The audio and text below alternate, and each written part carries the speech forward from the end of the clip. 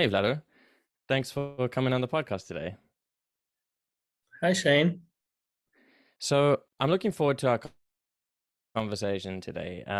You have written a number of pieces and a book on, fundamentalism and conspiracy theories and how this relates to, or, looked through a Jungian perspective. And you yourself are a Jungian analyst and a psychotherapist, and this is very much part of your world. And it's very interesting because in the times today, there's so many conspiracy theories and fundamentalist ideas out there. And I think understanding where these come from and why people are perhaps so attracted to them is really important because it can help us get a sense of exactly what's going on, right? What's the psychology behind all of this? And it's a great book and I recommend it. And so that's what we're going to be talking about today.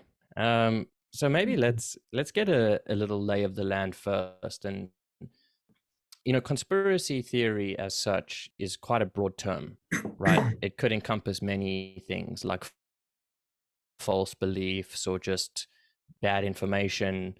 But really, I think that we're going to be talking about like a very kind of specific conspiratorial thinking, right? So how do you understand conspiracy theory or conspiracism?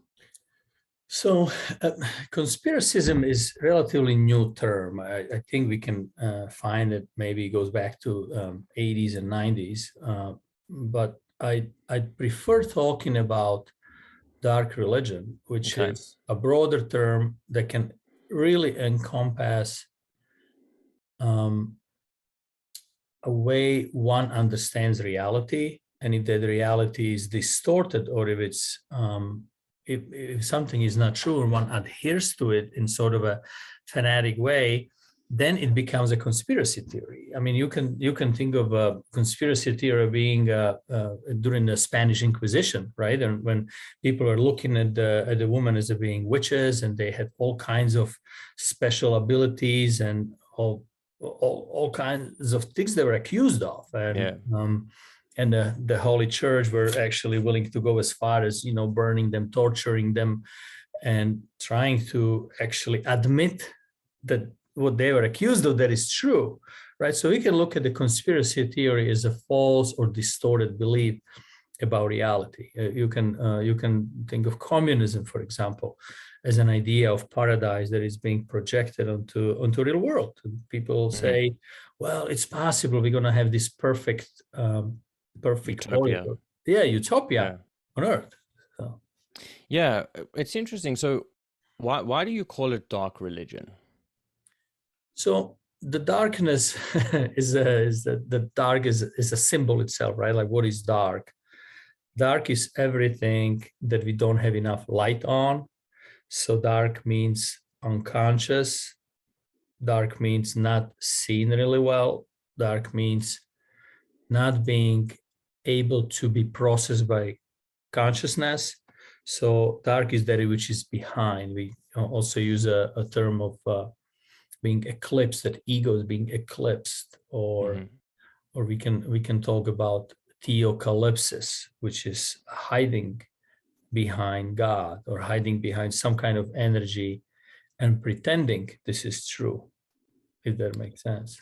Yeah, so the darkness is like hidden rather than dark symbolizing evil as such. I mean, it can, but in this particular instance, we're talking about the hidden nature of it and, hiding behind the idea or something like that. And so my question is perhaps like, when people are engaged in a conspiratorial theory or a cult or whatever it is, uh, do you think that they're consciously hiding behind these theories, or do you think it's a lot more unconscious and that they're just experiencing their being part of this group and like this is the truth and we know the answers and the sort of self-entitled, not self-entitled, but that sort of like self-confidence in like we know the answers, like this is the truth, right? Mhm.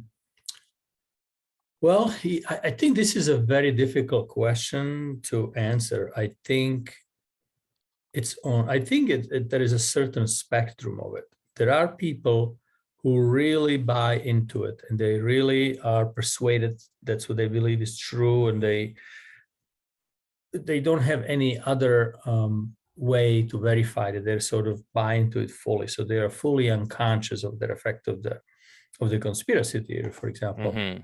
But there are people who have a sort of secondary gain, and they are aware of what they do, and they're sort of self-deluding themselves. They want to believe it. Alex Jones comes to mind, right? In private, he's talking about it, how they're gonna, make this up, and then in public, he's stating, all these conspiracy theories.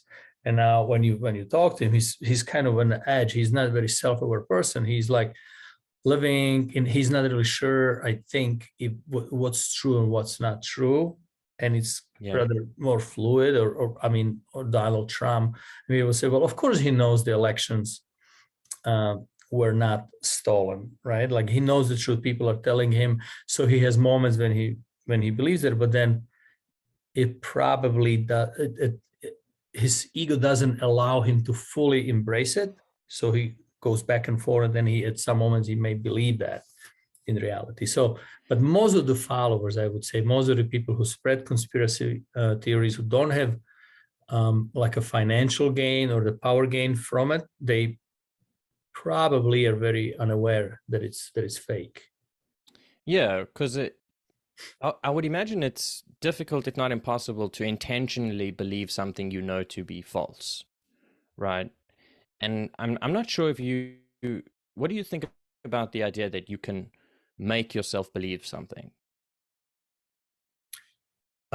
Actually, I think it's possible. It's a form of hypnosis. There is a lot of techniques that actually are used in persuading and manipulating people. I mean, Goebbels is one example. He says, when you repeat a lie 1,000 times, it becomes the truth, right? I mean, during the dark times in Germany during Third Reich, many people were probably scratching their heads, but it was become repeated, and they sort of started to believe it, and they became persuaded of something that they would not originally believe that. And I think people can do it to themselves.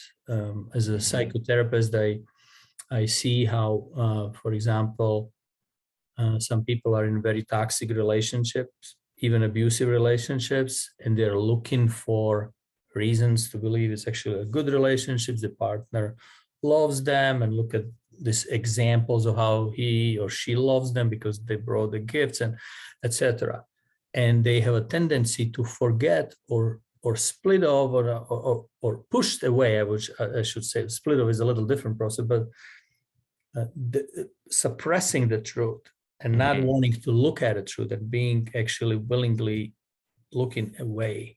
And once you start looking away for long enough, then you actually identify with the part of yourself that wants to believe that. Yeah, so that's sort of like level of self-delusion, right, that happens. And I suppose perhaps we all do it to some degree in our rationalization of things, of our behaviors, particularly the not such healthy ones, where, we have this internal conflict of like, I know it's not good, but also like it's fine. So I'm going to look for more reasons to do it because that's what I want to do.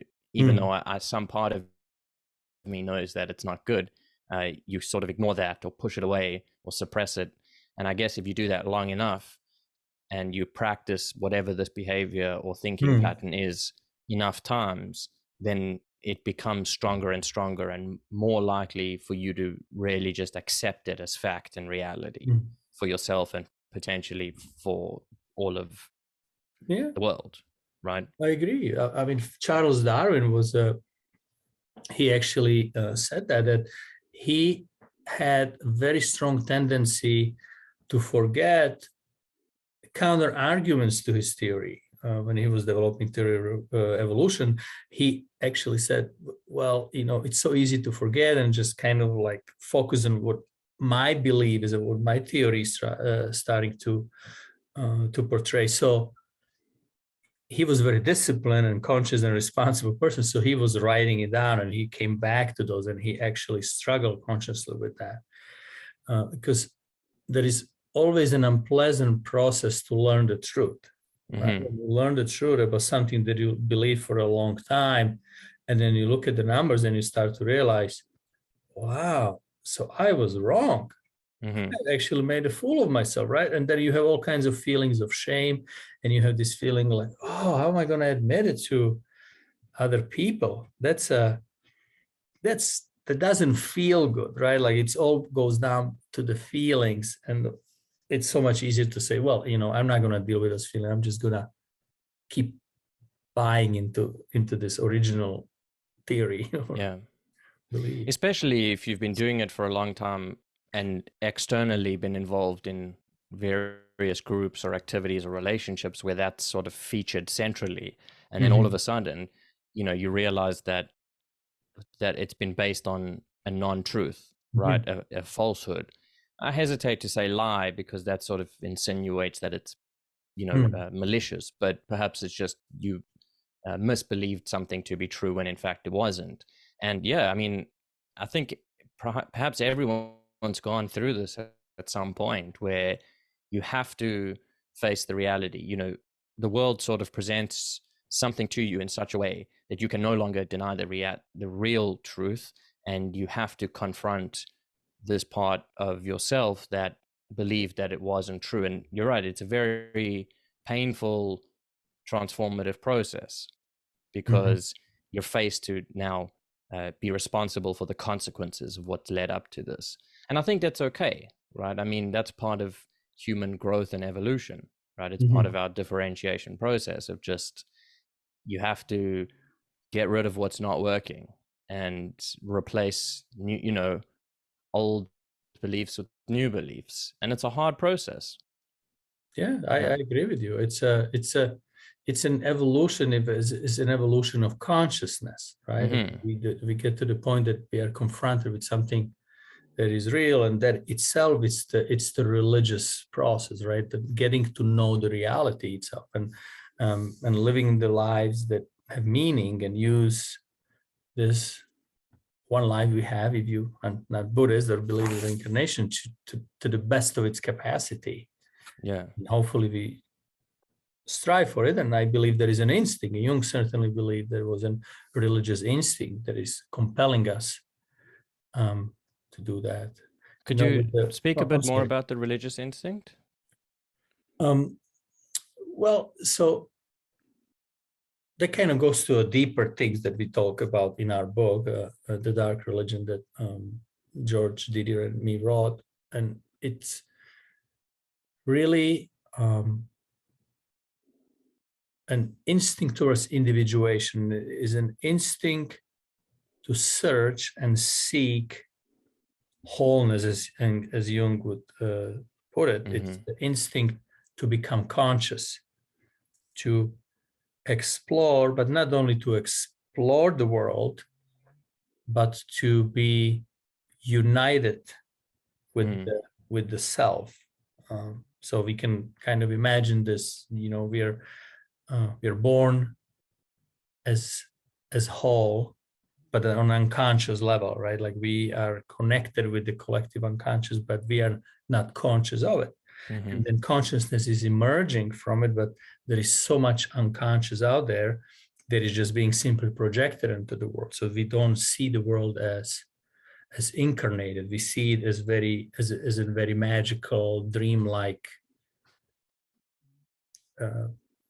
universe, right? And as we hopefully become conscious and explore it, we withdraw those projections and we become, on one hand, self-aware, but we also are aware of the world, of its contradictions, of its painful aspects, and especially the painful aspect of the world, the question of mortality, suffering, all these diseases and, injustice and so on, all these big Buddhist questions, or Christian, or, every religion dealing with those questions of darkness in terms of pain of the world. So we have to come to terms with that. And how do we come to terms with that? It's bind to religion, and there's a religion instincts, finding a way of accepting contradictions or paradoxes of life and become okay with that and find the best way of existing with those contradictions. Right. So it's about, for me, I sort of understand it fundamentally as like an instinct to make sense of the world, right? In terms of like, there's, as you say, the world to, you know, a non-reflective eye, let's say, is very chaotic and magical and mystical in the sense of like, who knows why things happen, right? And even if you sort of have a reductionistic sort of perspective of like, oh, well, everything has a cause and you can keep tracing these causes back all the way. Even then, it's like, there's still that sense of, you know, where is this first cause and why?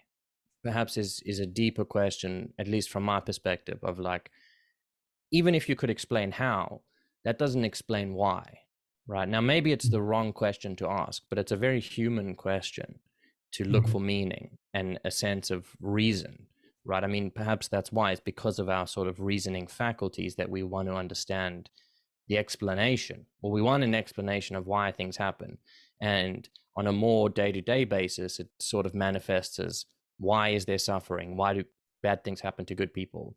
You know, why do children get cancer and, you know, get sold into slavery rings and all these really terrible and tragic things that happen?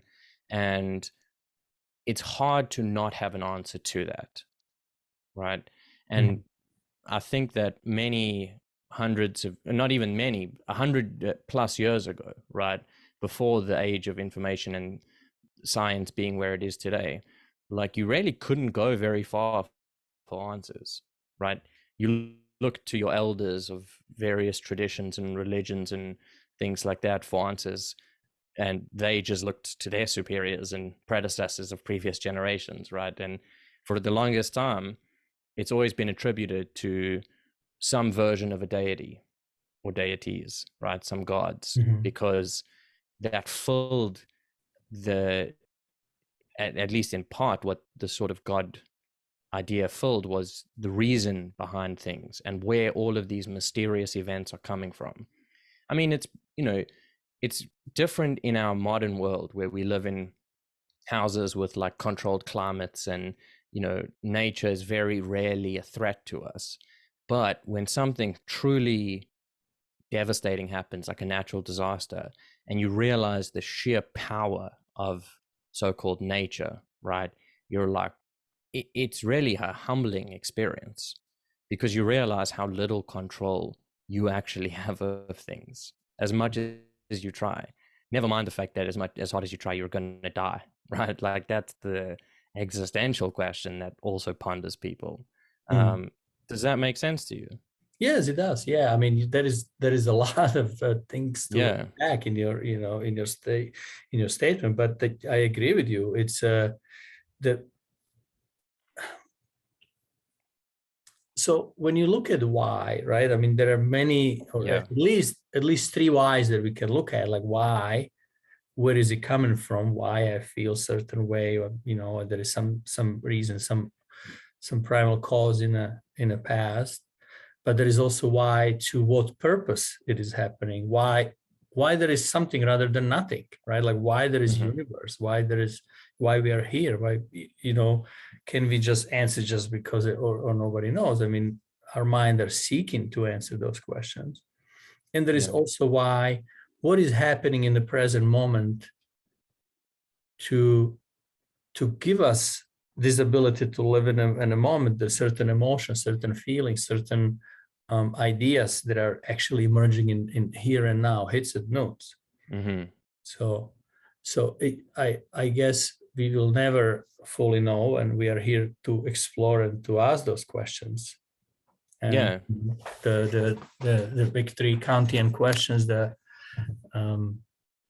is there afterlife? Is there a free will, and is there a God?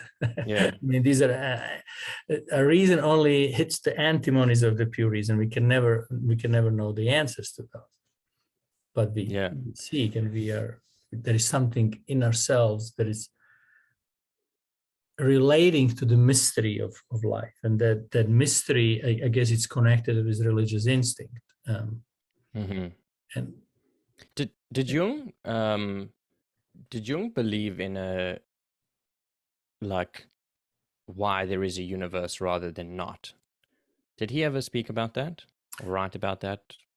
I don't know, actually. I don't know specifically if he ever answered this question, but I know he had all kinds of experiences that were amazing. That he had this after that experience, and he was sort of ascending, and then he saw the light, and then he actually decided to go back, and then when he had a heart attack, and then he sort of woke up from it, and he saw his doctor.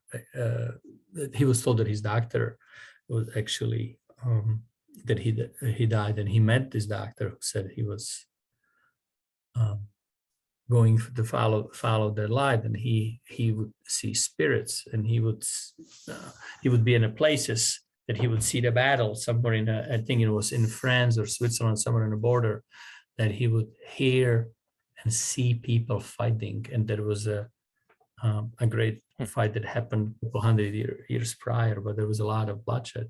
So he had a lot of spiritual experiences. He had this special gift, and that's why he is such a gift to us. Yeah, that he pondered on those questions. But I don't know if he answered the question why that is. Yeah. He said this world is here to be experienced consciously. When he was in Africa, he said he saw hundreds herds of animals, and this immense, unbelievable beauty that you've probably seen in your life, right? Yeah. It is beautiful. It's honestly magical to be out in the wild with animals. It's a very cool experience. Yeah, I can't imagine. I never been to Africa. I wish I did go, hopefully one day. One day. But he saw it, and he said, this is so profoundly beautiful.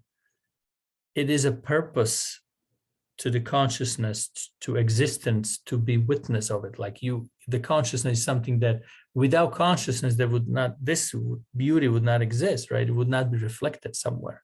So he said, God must have created the world, but he also wanted to become conscious.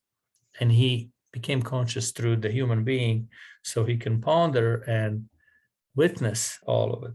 But it came with all kinds of other consequences, as having the dark side, which is unconscious. Yeah, and it's about the sort of that balance of like whenever there has to be good and bad at the same time, right? So to have this high level of consciousness, we also have to deal with the ramifications of that on the dark side of things, and it's like you don't appreciate something except in its absence, perhaps, or because of its absence. Maybe you can appreciate it after having lost it for a short time. And I really do believe that to be true, right? And it's this idea of, I don't know what Jung's Latin word is, the joining of opposites, right? Conjunctio oppositor. Conjunctio. Yeah, conjunctio oppositorium, or whatever. I wish I knew proper terminology one day.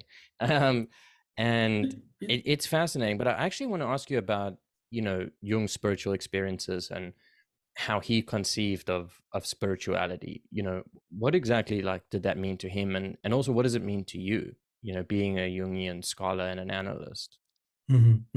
So if you don't mind, before I answer that, I just want to go back to what you said about the appreciating the other side, because it's connected to with spirituality. So what spirituality, so it's not only appreciating it, it's actually being able to comprehend it, to actually being able to exist with that. Like, how would we know the light without the darkness? How would we know the good without the evil? Right? That's what the Leibniz said, that the theodicy, it's like really based on of the God's idea of creating world, which is the best out of all possible worlds, because we had so many options. You cannot create a world that is only good or only bad. It has to be, in order to be perfect, it has to have both sides. So now going back to the question of the spirituality. So Jung thought of it as when he spoke of spirituality, he spoke about religion, in terms of religio, reconnecting, like there is something that is to be connected with something that was either lost or split off and so on.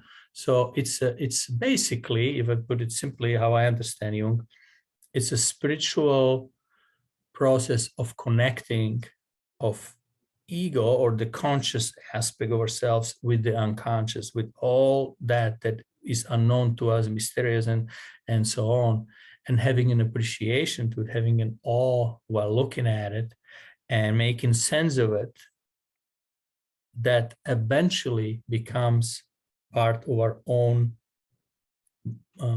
morality, and in terms of religious morality, meaning taking responsibility for our actions, existing with the knowledge of what can be cause to the world, being conscious of what we are doing to the world, and to with everything that comes with that, if that makes sense. Yeah.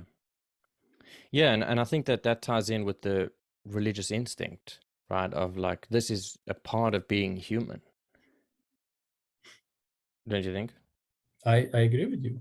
So if you think about it, it's a kind of a simple example that helps me think about it. Once you become conscious and you see, you don't want to go back and become unconscious. Let's say I use that, for example, a Ted Cruz, right? Like he's spreading those lies about there is no global warming, and he's lying because we know that he's intelligent enough to know the truth about global warming, for example, when we look at this particular topic. But he's spreading it because he has a political gain, financial gain, power gain, and so on. But if he were to reach the consciousness and he would see what his action is actually creating in the world, maybe he would have an ayahuasca experience or went through Jungian analysis, what reason would he have to go back and say, you know what, I had this experience of extended consciousness. Now I know in my heart the connection between the world and my own infinitesimal human being. Why would I go back? What are the arguments that he can make to say, I'm going to go back to be unconscious and be in this bliss of ignorance just because I have money? Because money, power, or anything else doesn't mean anything once you have kind of connected with the deeper knowledge of your own existence. And would you say that connection is what in the East has been sort of coined enlightenment? Enlightenment? I'm sorry, say it again. Yeah, enlightenment. Okay, yeah. That connection, is that what you would consider, like in the East, they call it enlightenment, like the Buddhists attain enlightenment or whatever. And in our sort of Western traditions, it's more thinking about that connection to the universe as a whole. It's just we use different terminology. Yeah, I mean, of course, there will be a lot of experts who would kind of say that I'm kind of new agey and I'm trying to make parallels between I don't know, the mysticism, the Christian mysticism, or other religions and the Eastern philosophy and so on. I mean, I'm a layman from that perspective, but to how I understand it, my wife is Buddhist, and I just came from Vietnam. We were practicing some Buddhist rituals there, spoke to monks. So it kind of looks, it's all points to the one thing. It all points to the one direction. If there is something like reality, there are hopefully more ways to discover it. And I think enlightenment from the Eastern tradition really realizing there is no ego, there is no self, right? It's all is one. And that's the highest level of it too. Yeah, it's a matter of experience, right? You can't describe it. So how do you explain it? Well, it's just an experience, and once you experience it, then you know. Just like once you have a green tea or coffee, then you know how it tastes like, but you can't explain it to somebody who never had it. Yeah, and in those traditions, as in all sort of religious or spiritual traditions, they all talk about the same thing of like, it's not something that you can know through knowledge, right? You know it through experience. And they try and point you towards experiencing it for yourself so that you know with your heart is one way of putting it, instead of with your brain, right? Where it's not a knowledge of fact, it's a knowledge of I mean, it's fact is the wrong word. It's not a knowledge of information. It's a knowledge of experience. And I think of it as like, well, they're just different ways of trying to explain the same thing, right? Because if we take the assumption that all humans are the same from a human perspective, then everyone's trying to figure out, well, many traditions have tried to figure out exactly what's going on, and they've come to the same answer, but have used different ways of talking about it and describing it, and then created various institutions around it that look very different, but are aiming and perhaps describing exactly the same thing, right? It's the same essence in all religions, just by different name and different construct. Yeah, I agree with you. So that brings us to, the conspiracy theories, right? What's behind conspiracism, as we believe in a research, that how we look at it, is that there is what is missing is an emotional or there's something that is giving meaning, that is giving that is channeling the meaning to ego or to the consciousness, and that part is missing. And if something's missing, then you just have a theory, just you have a rationality, you have something like a formula that is repetitive, but it doesn't grow out from the fertile soil. It's not connected with the unconscious. So one can strongly believe in certain theory, but it is a representation of something that he's not aware of, that is hiding from himself, that is split off or unconscious. So it could be an anger, or could be a grief, could be a great loss, or could be something that he was indoctrinated to that is painful, but is lying in the dark side of his psyche. But he's compensating for loss of it by believing in something else. So just to make more sense of it, so it's not too abstract, one has a theory that Donald Trump is the master who is going to bring the big storm, and he's going to repair everything, like everything that was lost and everything that was in sort of almost a religious way, right? Like he's the savior, he's going to repair the world, right? This is an ancient archetypal idea. Yeah, it's a myth that he's bringing. So person who believes that person doesn't realize that there is like archetypal contents that are influencing his mind. They're causing this mythical adherence, but also there is his own unresolved problems that he's like that are being projected onto Trump and onto the whole idea of the QAnon and everything. One isn't, he's like a fighter, I'm gonna do it, but it should be his own internal struggle to be a conscious being, make Joe Schmo great again, right? Like repair your own life, work on your mental, physical health, on your family, on your friendships, on your everyday life. That's how you become religious. So that's the kind of the real way of becoming a happy person, versus thinking this guru will fix something for you. And do people do that because they are afraid of confronting their own pain? I would say the fear is definitely one of that. It's a process, right? Like in Jungian analysis, I mean, confronting unconscious or shadow, it's a painful process that comes with struggle, that comes with grief, it comes with it doesn't just come naturally. So if one gets closer to it, it becomes really scary, and all these defenses kicks in and start saying, okay, don't go this way, you are better off believing in the flat earth, and just go online and just express anger at others and so on, rather than figuring out what's going on within you. Yeah. And I mean, psychic defenses are one of the most fascinating things for me as a sort of psychology student, of how our mind knows how to protect us against pain to the best. Well, it tries, right? Just automatically. You don't have to think about it. You don't have to try to do it. It just happens. And there's all kinds of defenses that come up, but it's amazing that that exists, right? And the fact that it exists seemingly counterproductively on the road to,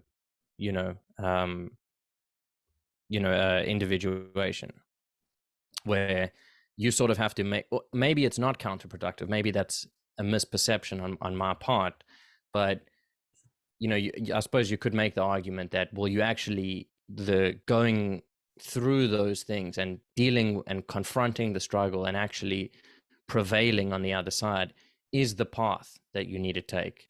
It's not to try and get rid of it, right, as much as we try, because then there's no lesson learned in there. There's no growth, right? And that kind of feels like a shitty thing to have to be true, right? That you have to suffer and go through it in order to grow. But that does seem to be true, and it does seem to be present everywhere. That just seems to be how the world works. That's even how evolution works, right? Even from a non-religious perspective, it's like you have environments and you have species in these environments, and then all of a sudden something happens and it challenges them, and only the strongest, who are most well adapted, that's what strongest, I mean, in this context, survive, right? And the rest of them, they just die. And that seems kind of shitty, but that's how nature works, right?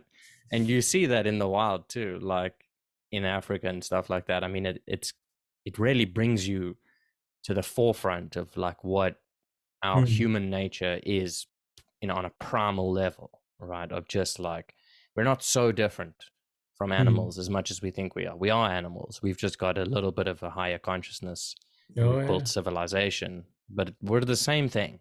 Right? It's very funny. Few thousand years of growth of the gray matter in the brain, right? The rest underneath is the hundreds of millions. It's Jung thought about it, and he said the alchemy is opus contra naturam. So it's like to work against the nature. So when you think about it, it's a fine line between protection, that you're staying protected and cocoon, and integration of that, right? Like, so you have to be open enough to receive something positive that helps you grow and helps you survive, etc.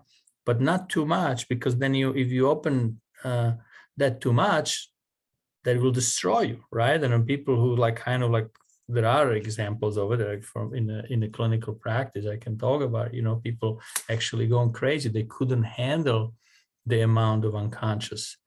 So the defenses are very important, and there has to be an optimal level. Let's say if you say, well, I don't like pain, right? Like it's hurting me so much. Why do I have a nervous system? Wouldn't it be so much nicer without the pain? Well, it wouldn't, right? Because you would hurt yourself pretty quickly. There are people who don't feel the pain, and they come to, there's a lot of the whole plethora of problems they run into. If you just don't have pain, you don't realize you don't have a foot anymore. After hiking for a while, right? You don't realize you're bleeding out. Exactly. So all of a sudden you're just dead. Yeah. So it's the same with the psychological defenses. We just have to kind of, okay, this is about it, and this is the optimal level of consciousness I need to live with right now, and that's okay, and I'm in peace with that. So the enlightenment is not really like becoming out of the world, but like coming back to the world with knowledge what the world is and how dangerous can be. Right. And using that to further your own and potentially other people's development, right? Or development or individuation. But so I actually had a question about, because we were talking about how people project, their own sufferings and unconscious parts of themselves that have split off in order to attempt to deal with it, right, as a defense mechanism. And so you gave the example of Trump, where people idealize him as the savior, right? An archetypal idea of the one who will come and save humanity from whichever Evil. whichever evil you think Yeah. is existing, right? Not that there isn't evil, but just it depends on who you are, what you think the evils are. Now, do you think that, like if we take that person who idealizes Trump that way, and it could be anyone, right? It doesn't have to be Trump, but we're just using this as an example. Do you think that they Vladimir will Putin. find, Yeah. yeah, do you think that they will find someone to fill that role for them? Like the actual person doesn't matter as much as the function that it serves for that person's individual psyche. You mean like in real life, in their families and if it's around them? Yeah, Well, or it doesn't have to be people they know, but it's like people choose leaders of the world, or living or dead. Well, I mean, living typically at this point, um, in our conversation, that if it weren't Trump, like someone else, they would find someone else to fill that role for them, right? Because they're struggling with that internally, and they are mhm. trying to project it outwards, and so Sure. they No, need to find someone to fill that role. I definitely agree with that. We see it, right? It's kind of like Jung would call a mass or herd mentality. Like Yeah. people live in this kind of an unconscious mentality, so they're not individuated. They live in this like a belief that there is an outside force that will make them happy. They have a kind of conflictual relationship with the authorities or to their husbands, or they don't have their own sense of self, right? Like they go and vote what their husband tell them to vote for, or what they're afraid of certain people because they have power over them, because they're not Mm-hmm. conscious of their own power. So they have a tendency to look for these gurus or look for the leaders until they wake up from that, right? Until they realize, okay, I have to find my own personal myth, personal religion, personal responsibility in my life. Immanuel Kant talked about it, talk about the self-imposed tutelage that leads to slavish attachment to authorities or leaders. And I think Trump Yeah. came. It's the whole another topic, right? There was Obama who also, yes, we can. We bring the revolution. We bring kind of a new ways of approaching the world, and it became scary for a lot of people. And a lot of people realized they can't do it. They can't do. Yes, we can. Well, we have to vote for somebody who will do it for us, or who's gonna have those Yeah. answers. And we have a lot of anger, and now he can legitimize this anger. Right. And Sorry, I'm kind it's of that going relinquishment. No. Yeah. too It's far with this. the relinquishment of personal responsibility, Mhm, right, mhm. to an authority figure, because one isn't sufficiently self-confident in your own ability to make decisions and take responsibility, which is Mhm. it's a growth process, right? Like it's not something that's ever finished. Mhm. I don't think it's not like you can say, oh, these people are, that's it, they've achieved it, right? They're individuated. It's like, no, it's a process that will go until you die, and then, well, we'll see.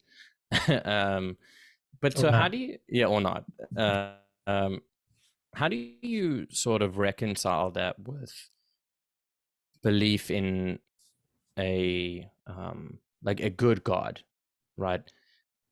Because it sounds to me like it's a similar sort of process of projection of, God will save me, God will do these things for me, or God is the reason why this and this happened, and with the underlying belief that God is good. Now, I'm not saying that these people are wrong or that you shouldn't believe these things. It's just a question of like, Sure. how is it different?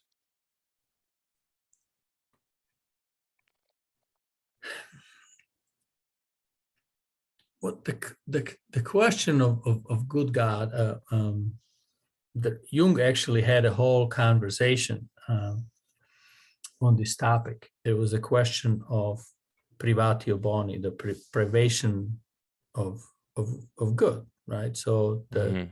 for example, the kind of a Christian Augustinian idea, we can maybe from the Plato, is that the God is good and everything is good and omnipotent and perfect, and which is that is not perfect or sinful comes from the lack of the goodness. It's like the lack of light in the darkness. Mm-hmm. So the Christian theorem says omne malum ab hominem, omne bonum ab Deo. So that all good comes from the God, all the evil comes from the human. And Jung said, wait a minute, we have to look at the reality. He says the God is reality itself. And the reality is not all that good. I mean, there is a suffering and there is a pain. And we have to understand that God itself or herself or is not, it's beyond good and evil. It's immoral. And all that morality that we projected, all the good and evil that we have about the God comes from our own discriminating ability or quality of our own consciousness. Mm-hmm. But that itself is the category that is beyond good and evil.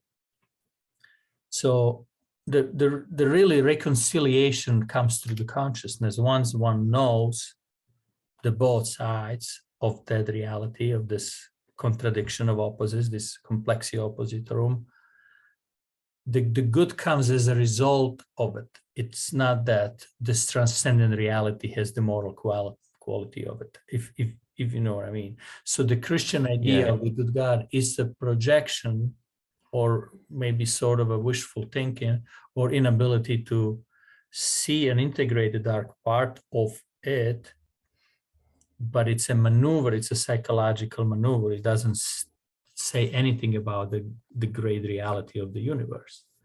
Now people have which is morally neutral. Yeah. Now people have those experiences, right? They have this profound experience of the accepting, loving, and the great universe. John Giannini, he said, there is the feminine, loving mother aspect that is underlying the reality of everything, right? The God is a feminine love, and there is something to that, to say that, right? This kind of an experience. From, if you ask me, I would say that experience happens in the consciousness, and that happens as an experience of uniting those opposites within ourselves. That you know that you have to die, and there is beauty to it. You know you have to suffer, but there is beauty to it, because if you try to deny that, you would never be happy. So you have this experience as a sort of a beautiful existence of what is, and the way it is, it's the only best way that is. Right. Even if it's painful, on some level, you can appreciate the necessity of it. Right. And what's interesting, to go to one of your points there about the sort of morality being a human thing, right? And I think I saw a meme the other day. It was just two pictures, right? And it said that in a documentary about bears, a bear catching a fish is a great moment, right? In a documentary about fish, a bear catching a fish is a tragedy, right? And it was just a nice, simple, recreation of how context and meaning matters to what's happening, right? Because the situation is very simple factually. Bear catches fish, okay? You don't have to apply any sort of labels to it, but it depends from whose perspective you're looking at whether this is a good thing or a bad thing. It's a good thing for the bear, it gets food, it will survive, and it will continue its life. It's a bad thing for the fish, it's the end of its life, right? It just got eaten by a bear. So is the situation good or bad, right? And on some level, if you can see all sides, it's neither, unless in specific reference points as the bear or the fish, where that's when you sort of see where it might be good or bad, And I think to sort of extrapolate that back to what we were talking about, it's like, well, we deem things good and bad in the world. But even then, it's like there's always gray area, right? There's very little there's very few things that you can say with absolute moral certainty that 100% of the time this is the case, right? Because there's always possible scenarios where you are willing to bend that. You just take something like murder, for example. It's easy enough to say it's never okay to murder another person, but really that's not entirely true, because what happens if it's in self-defense? What happens if it's, well, would you kill one person to save 1 million people? Maybe you wouldn't, but like, it's something to think about, right? Sure. Would you kill one person to save everyone, all humans on Earth? Or, like, take it to the very extreme, or the Earth itself, right? So if you don't like humans, all the animals in the world, like, would you be willing to kill one person to do that? And so it's like, it depends, right? It's like there's very little moral absolutism, as much as we like to think that there are, because it makes life easier for us to know how to guide our action, right?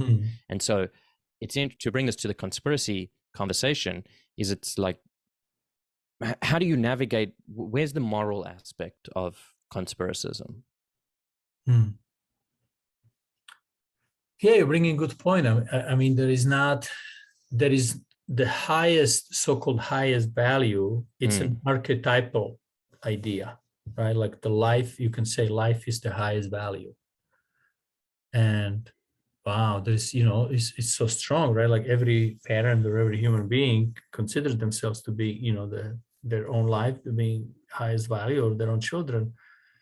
But if you don't take it with, as you said, from this relative aspects, like who is asking and looking at from perspective of a population of the earth as a whole, or when you are somebody who is deciding against or for abortions, right? They can be like, oh, the life is the highest value. So these 2 cells that are in the uterus are the highest value. There is already life, and therefore we can risk the life of the mother for that, or the human rights, make your own decision and so on.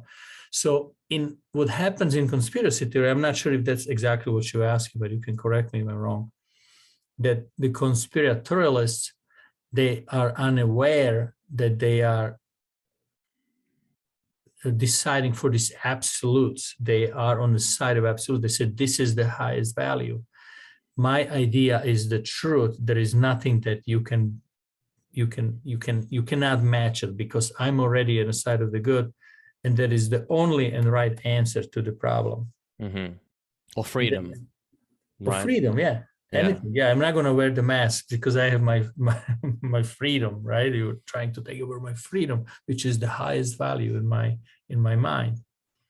Yeah, so, let alone being able to define it. Yeah. It's like, well, if you live in society, you're not free. I mean, that's fine, but that's how it goes, and we negotiate exactly our levels of freedom within any given society, and I think that's a good thing to do. And I would obviously tend to err on the side of more freedom, as I think most people would, but not absolute freedom, because then you have anarchy, which is not good for anyone, except maybe a few sociopathic, violent individuals who will rule with an iron fist, right? But that's not good. At least I don't think so. Anyway, sorry, I didn't mean to interrupt. No, so is that what you were asking? That's where you're aiming the question? Okay, yeah. So the conspiracy theories are pretty much creating their own rigid myth about reality, or a certain event, about, it's 9/11, the moon landing, or now it become more political, right? I mean, we see a lot of that now in Russia versus NATO kind of thing in Europe. So they have their myth, but that myth, it's dark myth. It's a dark religious myth, because it doesn't allow for growth of a consciousness from pondering on those moral questions, from understanding responsibility, etc. Right? The healthy religion leads to those things, leads to suffering, leads to dilemmas, leads to questions that are like, how do you answer that? What's the right thing for me to do? I don't know. but they already know. And that's what fundamentalism, sectarianism, communism, etc., conspiratorialism, they already know. And they have answered for it, and they are the soldiers, they want to fight for it. And they're unwavering. So that you can discuss it with them, right? You can have sort of a creative dialogue because they already have the answer. So, without sounding like they're a problem, because they're just people, but what do we do about this? I mean, is it a conversation issue? Is it an educational thing? Is it how do we help people who get stuck on these trains to nowhere? Okay, you probably think I'm biased, but I would apply Therapy. kind of an analytical, the Jungian approach, right? Like use understanding and love and have a compassion with the person. Because what happens when you talk to somebody who's got these very strong positions, you're automatically going to get triggered, right? This is the unconscious connection. If somebody's yelling and screaming and putting a finger in your face, first reaction you have, you want to do the same thing, right? Like you go to this tribal response, right? Like you want to defense, you want to start fighting. Puff your chest out. Let's eliminate the other approach. But being able to look within and say, okay, I have to take a deep breath and I have to ask myself, what's behind it, right? Where is this coming from? See a bigger picture. And really trying to understand and have a questions for what's going on within myself, but what's going on with the other person, right? So it's really a loving approach, and it takes time and patience. And I guess it's so difficult for like anyone who is like not trained in it.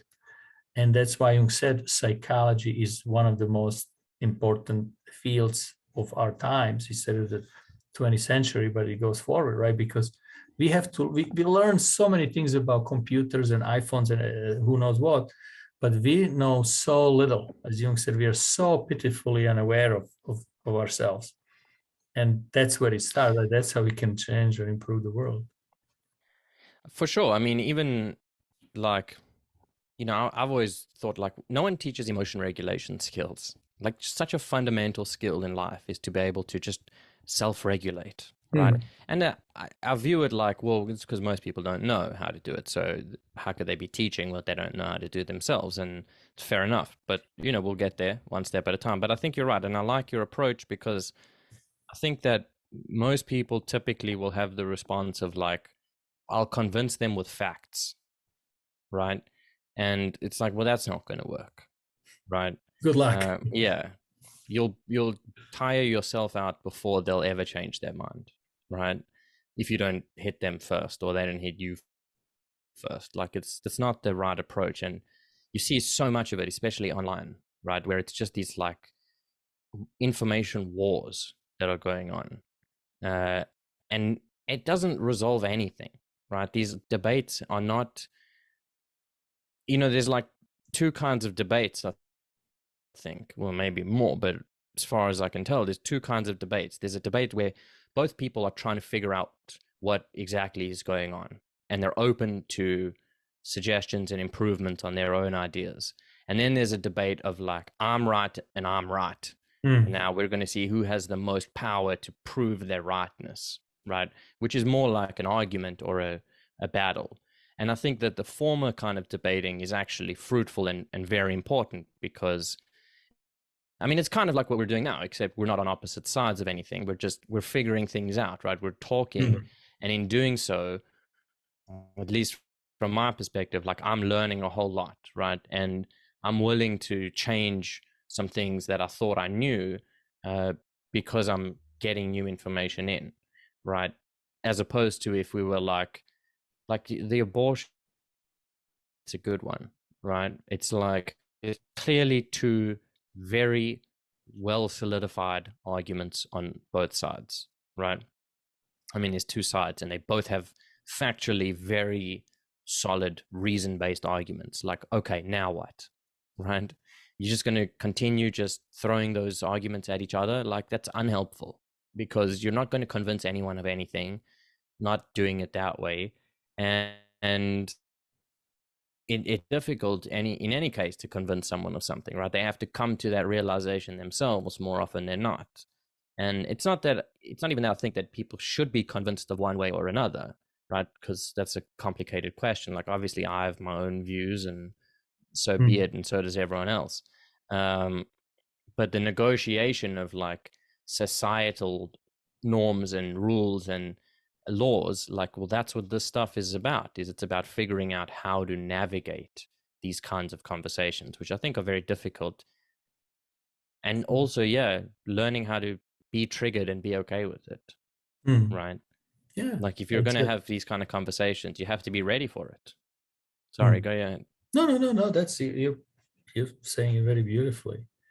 Yeah, what comes to mind, right? Like, we have this message from Socrates and Jesus, like, who are like, almost contemporaries, right? So you have somebody who tells you, I help you understand something by asking you questions, and by me asking you questions, you're gonna figure it out yourself. I help you like a doula, to birth this idea. Yeah. And the Socratic method. Yeah, the Socratic method. And I think Greeks were so good with that, and we sort of abandoned it. We just yelling at each other, saying that's how it is, and you are the bad one, I'm the good one, right? It's never like, well, let me ask you a question. Why do you think that is? Like, what do you feel? And what's going on? And etc. Right? And then as Jesus's message, it was kind of like, love thy neighbor, right? Like, you just look at this person like you could be you, right? You're all one family, your own all human race. He may have a little different skin color than you, but you guys are all inhabiting this one small little tiny, little piece of dust that's flying through the universe. You're all on it, and there is no more of those, as far as we know. You're gonna destroy this one. Good. Look at yourself, right? Like, that's the only world you have. You have to remind yourself that. And what's scary is both of them were executed for those reasons, right? Socrates was killed because he poisoned the youth with ideas, and Jesus was killed for a similar reason by society, even though they were both trying to help people in the right way, right? And I think that we do a version of that today with this sort of like cancel culture nonsense of like silencing voices that we disagree with, right?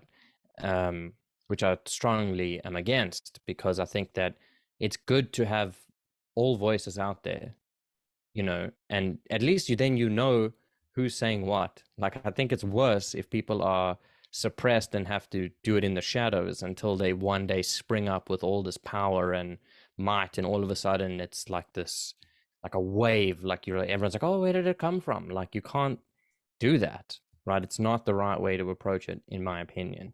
But that's what people are doing, right? They're like, no, he's or she's saying the wrong thing. We must take down their voice, right? They shouldn't be allowed to say that, which is a crazy thing to mandate, I think, to be like, you're not allowed to say those things. It's like, I mean, I understand where the rationale is coming from, and there's some things people said that I don't like, but I think they should be allowed to say them, within reason, I suppose. Yeah, I agree. If there is a feeling present to it, like what's in the United States, there is this almost a fetish of the free speech, right? So many people think that they can say the most hateful, outrageous things just because they feel a certain way about someone, and they don't realize the power of the words, of power of their own hate is being put in the world. So they say, this is my highest value. I have the right of free speech, without really being able to consciously measure. What I'm saying this, who does it serve? What is it good for?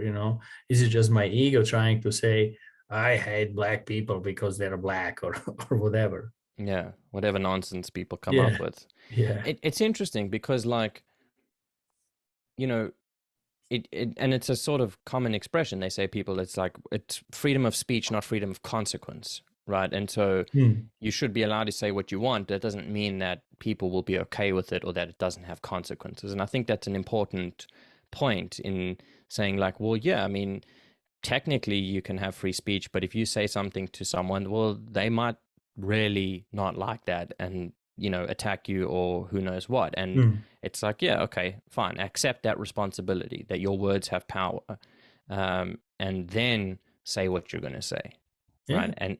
And be willing to take responsibility for the consequences instead of blaming whatever else on the consequences that come from that. But I do still think that you should be allowed to say whatever you want to say, legally speaking. Morally, it's a good question. Sure. Yeah. I Right. mean, we should have a discussion about it and so on. But yeah, Yeah. it doesn't solve anything.